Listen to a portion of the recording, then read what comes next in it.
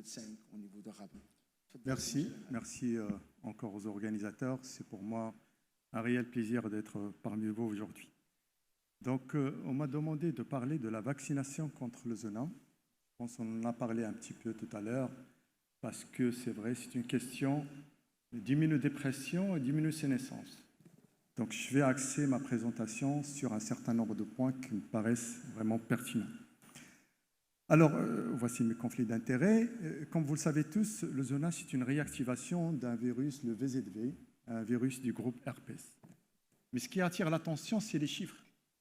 20 à 30% de la population générale va faire un zona. Et une incidence de 2 à 4 pour 1000 personnes, en majorité de sexe féminin, mais c'est une incidence qui va augmenter avec l'âge. 10 pour 1000 à partir de 80 ans. Et ce chiffre qui inquiète beaucoup, c'est à partir de 85 ans, la moitié vont faire un zona, avec tout ce que cela engendre comme conséquence en matière de mortalité. La principale complication, c'est la douleur. Ce n'est pas vraiment l'éruption cutanée, mais c'est vrai, c'est la douleur. C'est une douleur, surtout la douleur chronique, ce n'est pas la douleur aiguë, la névrite induite par la réactivation, mais c'est surtout la chronicité de cette douleur qui va persister dans le temps, et c'est une douleur qui peut rester indéfiniment. Et bien sûr, ça va entraîner une perte d'autonomie chez la personne âgée et une altération de la qualité de vie.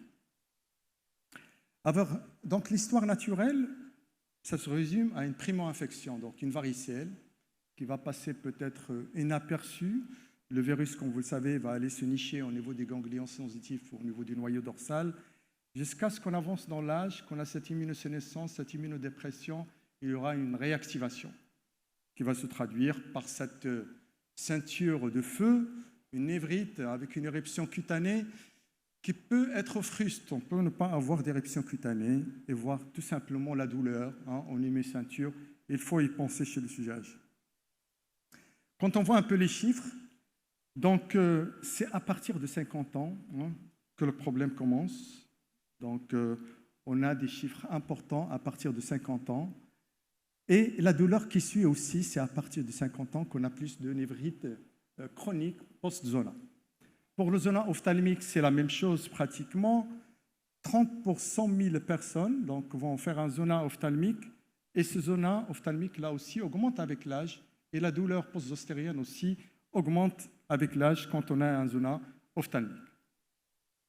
Dans cette revue systématique, à peu près 7000 articles, dont les plus pertinents étaient à peu près 1000, on a essayé de voir quels étaient les facteurs de risque de survenue d'un zona chez les personnes immunodéprimées.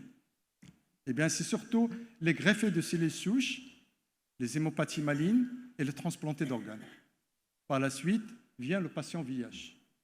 Et chez les immunocompétents, on a vu que c'est surtout l'âge qui est le facteur déterminant.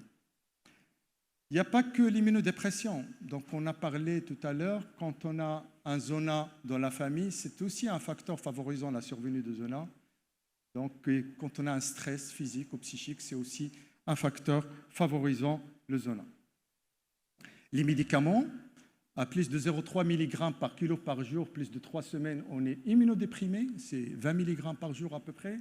Les chimiothérapies, tout ce qui est aracitine, fludarabine, etc., le méthotrexate, les anti-TNF, et en hématologie, le bortezomib, c'est un facteur aussi favorisant la survenue du zona chez les patients d'hématologie. C'est associé à une morbimortalité, donc augmentation des taux d'hospitalisation à partir de 65 ans quand on a le zona, et augmentation aussi de la mortalité. Donc c'est quand même une maladie grave chez les personnes âgées. Alors pourquoi on fait un zona? Pourquoi cette immunosénescence? Parce qu'il y a un vieillissement de la moelle. La moelle vieillit, et quand on a un vieillissement de la moelle, on a un défaut de production des cellules B, des cellules naturelles killer et des cellules présentatrices d'antigènes, avec comme conséquence un défaut de réponse cytokinique. On a aussi une involution thymique, et quand on a de l'involution thymique, donc on a un défaut de production des cellules naïves, CD4 et CD8, et des cellules mémoire, donc il y a une mauvaise réponse anticorps. Alors chez la personne âgée, il y a donc cette fragilité liée à l'âge, avec les comorbidités, la dépression, l'anxiété, tout ça va favoriser le survenu de zona. Et tous ces facteurs ensemble vont entraîner un déclin fonctionnel avec une perte d'autonomie, de la dépendance et de la dénutrition. Donc, si on connaît la courbe du sujet âgé, la courbe de fragilité, donc cette courbe va s'accentuer davantage et se penser davantage quand on a un zona. Donc, plus d'hospitalisation, plus de décompensation de comorbidité et bien évidemment, plus de mortalité. Alors, je ne vous apprends rien, donc la forme typique, tout le monde la connaît, la névrite avec l'éruption cutanée, donc on est mi-ceinture. Ça cicatrise généralement en 10 jours, mais j'attire l'attention sur les possibles récurrences. On peut avoir plusieurs poussées en cas de zona, mais généralement ça évolue en 2 à 3 semaines. Donc les formes classiques, donc l'éruption en hémiceinture, mais j'attire l'attention sur le zona ophtalmique. Le zona ophtalmique avec ses principales complications, c'est l'atteinte de l'oculomotricité, mais aussi la rétinite liée au zona qui peut en fait engager le pronostic fonctionnel et entraîner une cécité. L'atteinte disséminée aussi, quand on a une atteinte disséminée, on a surtout des atteintes pulmonaires qui engagent le pronostic vital, ou encore des atteintes neurologiques. Alors le diagnostic, il est purement clinique, on n'a pas besoin d'aller faire des PCR pour confirmer les diagnostics, mais dans certaines situations cliniques, notamment quand on a une encéphalite, quand on a une pneumonie, particulièrement chez le patient immunodéprimé, on ne sait pas ce qu'on traite. On fait une PCR multiplex pour les viroses, mais parfois, il faut aller vraiment confirmer ce zona par des prélèvements un peu plus profonds parce que l'attitude thérapeutique peut changer en fonction de ce qu'on a isolé. Donc, les formes topographiques, le classique zona thoracique, au niveau lombaire, on le connaît.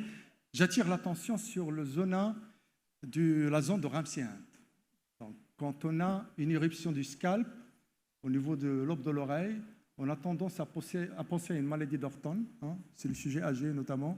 On peut mettre en place une corticothérapie parce qu'on sait que l'atteinte est segmentaire dans le Orton et que le pronostic visuel est engagé. Donc on va anticiper et mettre une corticothérapie qui peut être délétère. Mais un examen ORL est primordial. Il faut aller chercher cette éruption au niveau du conduit auditif externe qui peut redresser le diagnostic vers un zona débutant et changer notamment le pronostic. La même chose si on fait une paralysie faciale, il faut aller voir s'il y a une éruption au niveau de la face latérale de la langue. Il faut penser aux zonas aussi quand on a un simple vertige. Je vais faire un examen ORL. Le zona ophtalmique, je l'ai dit, particulièrement si le sujet âgé, il est associé à des complications, notamment la cécité en cas de nécrose rétinienne, ou encore des troubles de l'oculomotricité quand il y a une atteinte des nerfs crâniens. Et puis, ce zona ophtalmique, il est surtout caractérisé par sa récurrence. C'est à peu près 20% qui vont rechuter, qui vont récidiver quand on fait un zona ophtalmique. Et dans cette étude néo-zélandaise, quels étaient les facteurs associés à un récidive de zona ophtalmique? C'est surtout l'âge, la présence d'un diabète, d'une immunodépression, donc le traitement immunosuppresseur, mais aussi quand on a une atteinte de l'œil, quand on a un glaucome, c'est un facteur favorisant la récidive, ou encore quand on n'a pas mis en place un traitement antiviral.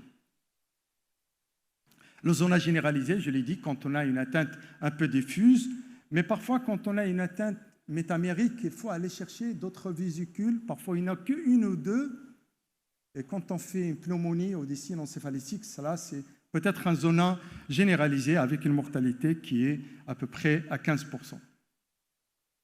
Les complications, c'est surtout le zona l'algie post-zostérienne. C'est une douleur qui persiste au-delà de 30 jours avec une incidence qui augmente avec l'âge. Concernant la pathogénie, donc c'est une inflammation du nerf sensitif du ganglion dans la majorité des cas. Il y aura de la réplication virale au niveau du nerf qui va migrer le long des fibres sensitives jusqu'à la peau, mais parfois il n'y a pas d'éruption. Il n'y a pas d'éruption, c'est ce qu'on appelle le zona ciné RPT, particulièrement si le sujet âgé, mais il faut vraiment y penser. Alors, quel est l'impact de ce zona et de ces douleurs sur la qualité de vie dans cette étude allemande? À peu près 513 patients, la moitié étaient âgés de plus de 70 ans. Eh bien, ce zona, il va entraver la qualité de vie. Il va entraver la qualité du sommeil, la marche, l'humeur, la joie de vivre. Donc, il y a une répercussion importante sur la qualité de vie et la récupération. Il n'est que de 20% chez les personnes de 80 ans. Là, c'est une étude un peu japonaise, oui, 412 patients, 9% de douleur post-zostérienne, la même chose, la douleur, entrave la qualité de vie, donc la joie de vivre, l'humeur, l'activité, la marche, etc. Alors sur le plan thérapeutique, c'est des mesures générales, les antalgiques bien évidemment. Il faut éviter les bains, plutôt des douches avec des antiseptiques, et il faut éviter de mettre des traitements locaux, notamment les antiviraux. Pas de pommade, pas de talc, pas d'antibiotiques au niveau local, ça risque de macérer et d'entraîner des complications infectieuses.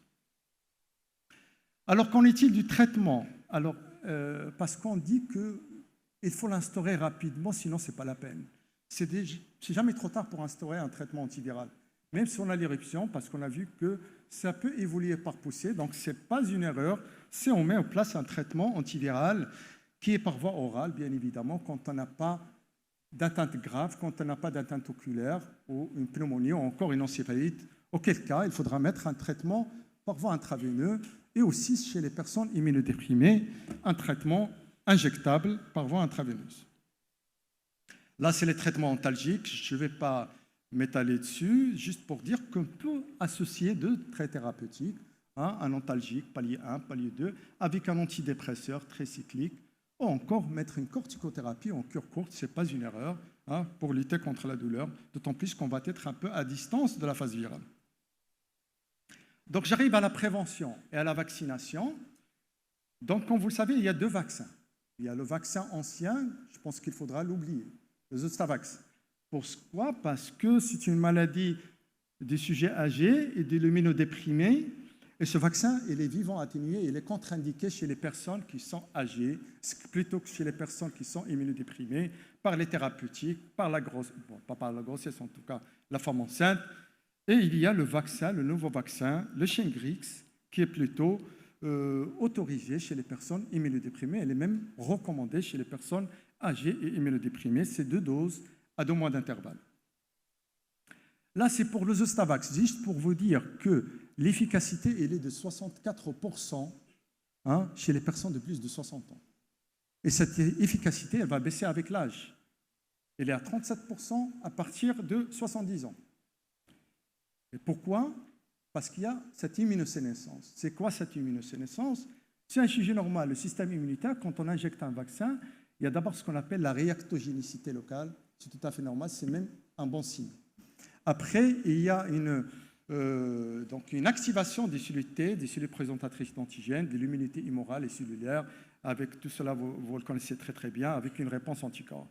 Mais quand on a de l'immunosénescence, tout est diminué. La première réponse, déjà, il n'y a pas de réactogénicité, il n'y a pas de réponse immunitaire lymphocytaire T ou B, il n'y a pas une réponse anticorps, tout est diminué. Là, c'est toujours pour le Zostavax, juste pour vous dire que chez les sujets en bonne santé de plus de 60 ans, qu'est-ce qu'on a comme chiffre? 51% d'efficacité du vaccin Zostavax. Et il faudra vacciner 50 personnes pour éviter un isolant. Donc pratiquement un vaccin à oublier. Et nous arrivons au nouveau vaccin recombinant, adjuvanté, le Shingrix. Donc là, il faut retenir en fait 2 études. Le Zoé 50 et le Zoé 70. C'est ces 2 études qui ont permis d'obtenir l'AMM pour le Shingrix. Le Zoé 50, donc chez les sujets de plus de 60 ans, regardez cette efficacité, 97%. C'est des chiffres un peu énormes. Donc 97%, et c'est une efficacité qui persiste avec l'âge. Plus de 70 ans, on est toujours à 97%. Ce n'est pas 37% qu'on a vu avec le vaccin vivant atténué. Et quand on voit les effets secondaires, c'est la réactogénicité. Donc il y en a plus quand il y a des réactions locales, de la fièvre, avec le Shingrix versus placebo. Mais quand on voit les effets secondaires graves, c'est la même chose. Le Zoé 70, là, c'est pour les personnes âgées de plus de 70 ans, la même chose, une efficacité à peu près à 90%, même si le sujet âgé, et encore plus, c'est une efficacité qui va persister dans le temps, qui ne va pas s'effriter. On est toujours à 90% d'efficacité après 4 ans. Donc, et puis, ça protège aussi contre les douleurs post-zostériennes. La même chose, donc les effets secondaires, c'est la même chose. Donc, les grandes études des vaccins inactivés contre le zona, donc Zoé 50, Zoé 70, j'arrive aux patients immunodéprimés. Chez les greffés, on est à 68% d'efficacité, même chez les sujets âgés. Avec l'étude Zoster 039, chez les patients atteints de myélome, on est à 87%. Donc, c'est des chiffres très, très intéressants. Et quand on voit chez les greffés de cellules souches hématopoïétiques, il y a une forte réponse immunitaire cellulaire et humorale induite par le vaccin, entre parenthèses, Shingrix, et 2 doses de vaccin administrées 2 à 3 mois protègent mieux que des doses administrées un peu plus tard. Donc, c'est vrai, il faut attendre après une immunodépression au moins 3 mois pour mettre en place un vaccin, hein, parce qu'il y a une diminution d'efficacité, mais il faut l'instaurer assez rapidement. Le patient VIH, quel que soit le taux de CD4, il y a une forte réponse immunitaire cellulaire et humorale, et l'administration du 3e dose n'a pas montré vraiment de bénéfices additionnels. Donc, c'est 2 doses, même si elle est immunodéprimée.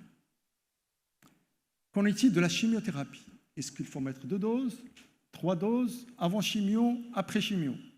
Donc, Zoster 028 répond à cette question en randomisant 3 à 4 bras, un bras placebo pré-chimio, post-chimio, per-chimio, et puis un bras Shingrix pré-chimio, per-chimio, avec 1 mois d'intervalle entre les 2 doses, ce n'est pas 2 mois.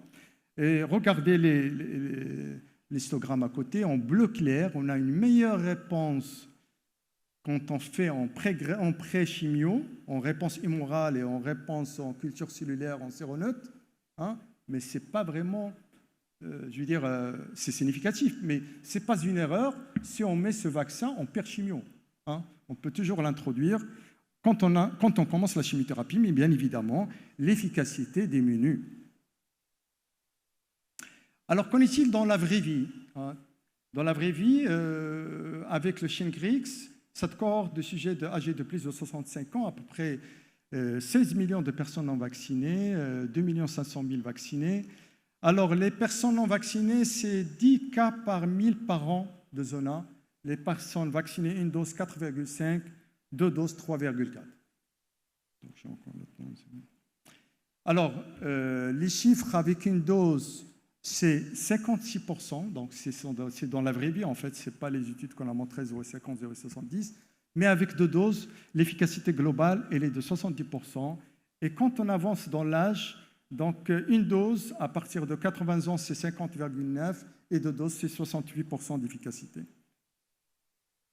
Pour le zona ophtalmique, là aussi, dans la vraie vie, c'est 44% 1 dose, c'est 66% 2 doses. Et contre la douleur post-zostérienne, c'est 51% 1 dose, c'est 76% 2 doses.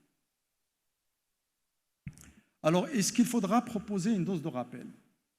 Donc, cette étude qui a évalué la persistance, l'efficacité immunologique du vaccin, est-ce qu'elle persiste avec le temps?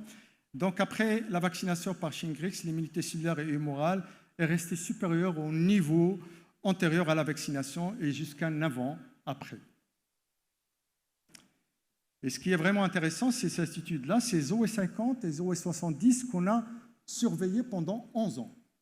Donc, on a pris 1 année après les 4 années pour étudier les résultats. Après, on a prolongé cette étude pendant 11 ans. Il y avait un bras non randomisé et puis 3 bras randomisés, 1 dose, 2 doses pour voir de doses supplémentaires, je veux dire, est-ce qu'on a vraiment besoin de doses supplémentaires? Eh bien, regardez les résultats après 11 ans, 82% d'efficacité.